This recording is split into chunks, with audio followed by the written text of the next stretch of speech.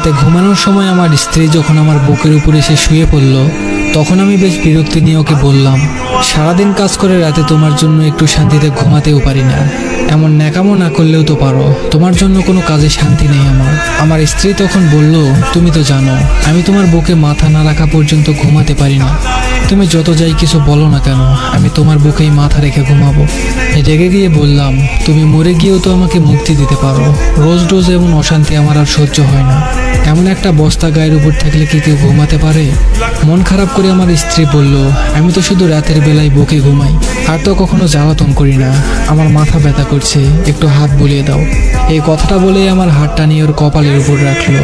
হাজারবার বলার পরেও, এমনকি গায়ে হাত তুলেও ওর এই স্বভাবটা আমি কোনোদিন পরিবর্তন করতে পারিনি।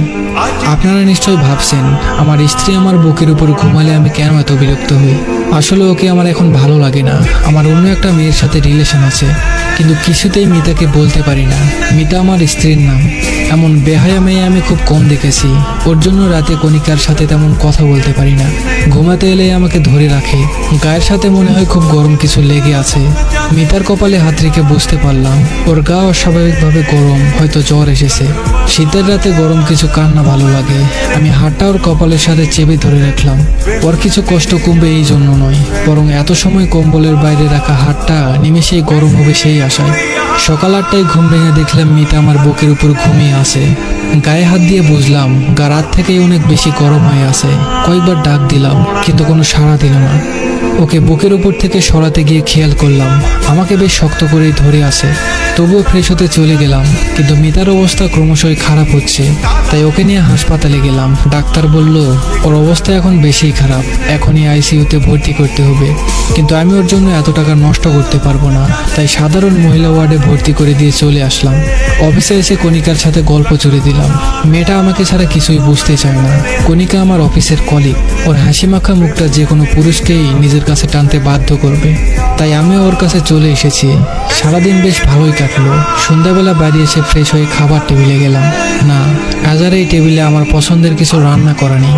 মিতা রোজ সন্ধ্যা হলে আমার পছন্দের হালকা খাবার বানিয়ে দিত, তারপর নিজের হাতে খাইয়ে দিত।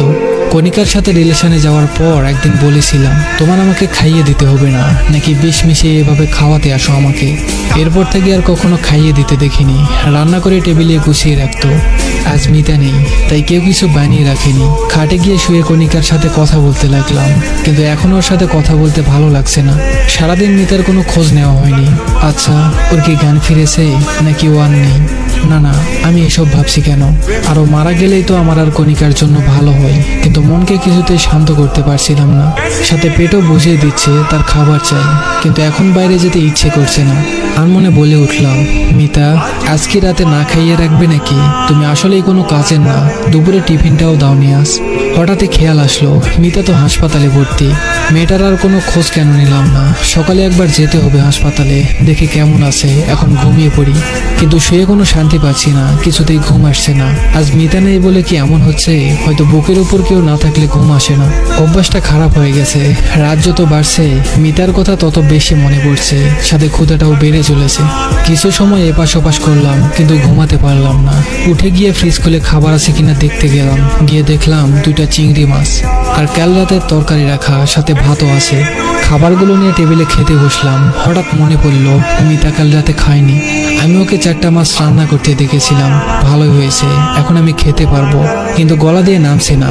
আগে চিংড়ি মাছ রান্না হলে মিতা আমার পাশে এসে বসে থাকতো আর ম্যাও ম্যাও করে ডাকতো, মানে তাকে খাইয়ে দিতে হবে। চিংড়ি মাছ ওর সব থেকে পছন্দের খাবার ছিল। খাবারগুলো রেখে ঘরে চলে এলাম। হঠাৎ মনে হলো কেউ আমার বুকের উপরে এসে শুয়ে পড়েছে, কিন্তু না, কেউ নেই। মিতাকে খুব দেখতে ইচ্ছে করছিল। ফোনটা বের করলাম, কিন্তু এতে মিতার কোনো ছবি নেই। কণিকা সব ডিলিট করে দিয়েছিল। কিছু ভালো লাগছে না, তাই বাইক নিয়ে হাসপাতালের দিকে রওনা দিলাম ওকে দেখে আসবো বলে। কিন্তু হাসপাতালে গিয়ে জানতে পারলাম এত রাতে মহিলা ওয়ার্ডে কোনো ছেলেকে ঢুকতে দিবে না। কিছু করার নেই বলে ডাক্তারের কাছে ওর খোঁজ নিতে গেলাম। ডাক্তারকে বললাম সকালে যে মেয়েটাকে ভর্তি করানো হয়েছিল তার কি অবস্থা। ডাক্তার বলল ওনার অবস্থা খুব খারাপ, শরীর কোনো রেসপন্স করছে না, স্যালাইনও টানতে পারছে না শরীর। আইসিইউতে না রাখলে যে কোনো সময় খারাপ কিছু হতে পারে। বললাম তাহলে তাড়াতাড়ি আইসিইউতে রাখার ব্যবস্থা করুন। ডাক্তার বলল এখন আইসিইউতে কোনো সিট খালি নেই। নেই, আপনাকে অন্য কোথাও দেখতে হবে। একটা সিট খালি ছিল যা বিকেলে বুক হয়ে গেছে।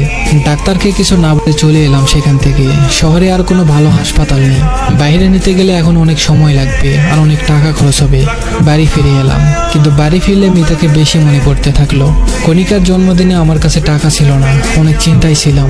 তখন মিতার গলার চেন আর নগদ 10,000 টাকা দিয়ে বলেছিল, আমার কাছে এত টাকা নেই, তোমার তো 20,000 টাকার দরকার, এতে হয়তো হয়ে যাবে, তুমি চিন্তা করো না। ওর দিকে এক পলক তাকিয়েছিলাম। ও মুচকি হেসে বলেছিল, তুমি চিন্তায় থাকলে আমার কষ্ট হয় অনেক, আমার এগুলো লাগবে না, তুমি নিয়ে নাও। চেনটা ওর মায়ের দেওয়া বলে ওটা আর বিক্রি করিনি, কণিকাকে দিয়ে দিয়েছিলাম। চোখের কোণে মনে হলো পানি জমা হচ্ছে। আজ অনেকদিন পর মিতার সাথে কাটানো সকল মুহূর্তের কথা মনে পড়ছে। আমাদের ভালোবাসার তো কোনো কমতি ছিল না, তাহলে কেন এত দূরত্ব তৈরি হলো আমাদের ভিতর? মিতা আমাকে নিজের সবটা দিয়ে আগলে রেখেছিল, তাহলে আমি কেন মিতাকে কষ্ট দিলাম? অফিস থেকে ফিরতে মিতা আমাকে রোজ জড়িয়ে ধরতো। একদিন ওকে বললাম, ছেলেদের শরীর লাগলে ব্যবসা করো, কিন্তু আমাকে এত বিরক্ত করো না। সেদিনের পর থেকে মিতা আর আমাকে জড়িয়ে ধরতো না। শুধু রাতে আমার বুকে ঘুমানোটাই পরিবর্তন করতে পারিনি। ওর নাকি আমার বুকে না ঘুমালে ঘুম আসে না। আমিও একসময় ওকে বলতাম, তুমি আমার বুকে না ঘুমালে আমার ঘুম আসে না। আজ বুঝতে পারছি কথাটা আমি মিথ্যা বলতাম না। রাত 3টা বেজে গেল, এখন আমি ঘুমাতে পারিনি। সকাল হতে হাসপাতালে চলে গেলাম। আজকে মিতাকে আইসিইউতে রাখবো, এখানে না হলে অন্য কোথাও। মিতাকে ছাড়া আমি এক রাতও থাকতে পারি না। আমার করা সব কাজের জন্য মাপ চাইবো, আর কষ্ট দিব না ওকে। হাসপাতালে গিয়ে জানতে পারলাম কাল রাতে একটা মেয়ে মারা গেছে। না, এটা মিতা হতে পারে না। মিতা আমাকে কথা দিয়েছিল আমাকে রেখে যাবে না, আমাকে ছাড়াও থাকতে পারে না। মিতা নিশ্চয়ই ওর কথা রাখবে, কিন্তু আমাকে ভুল প্রমাণ করে দিল। মিতার প্রাণহীন দেহটা কেমন নিষ্পাপভাবে ঘুমিয়ে আছে। খুব শক্ত করে ওকে জড়িয়ে ধরলাম। শেষ কবে ওকে জড়িয়ে ধরেছিলাম মনে নেই। ওর মুখের কাছে মুখ নিয়ে বলতে লাগলাম, তুমি বলতে না তুমি আমাকে ছাড়া থাকতে পারো না, তাহলে আজ থেকে কি করে থাকবে? জানো, কাল রাতে আমি তোমাকে ছাড়া ঘুমাতে পারিনি। গায়ের উপর একটা বস্তা না থাকলে কি আর ঘুম আসে? কে আমাকে রোজ পছন্দের খাবার রান্না করে দিবে? কে আমাকে এতটা আগলে রাখবে? আমি তোমাকে আর কষ্ট দিব না। এই দেখো, আমি তোমাকে জড়িয়ে ধরে কথা দিচ্ছি, আমি আর কথার খেলাপ করব না। তুমি জানো কাল রাতে আমি তোমাকে ছাড়া কেমন ছিলাম? ভাতও খেতে পারিনি। তুমি আমাকে নিজের হাতে খাইয়ে দিবে না? এবার আর বলবো না তুমি আমাকে বিষ মিশিয়ে মেরে ফেলতে চাও, বলো না প্লিজ। আমার খুব ক্ষুধা লেগেছে, কাল রাতে আমি খাইনি জানো। তোমার কলিজাটা না খেয়ে আসে, আর তুমি নিশ্চিন্তে কি করে ঘুমিয়ে আছো। আগে যেমন প্রতি রাতে আমার বুকে ওর চোখের পানিতে ভেসে যেত, আমি যেমন কিছু বলতাম না, ওর চোখ মুছে দিতাম না। আজ আমার চোখের পানিতে ওর বুক ভিজে যাচ্ছে, কিন্তু ও চুপ করে ঘুমিয়ে আছে। সত্যিই কি আমি আর ওকে ফিরে পাবো না?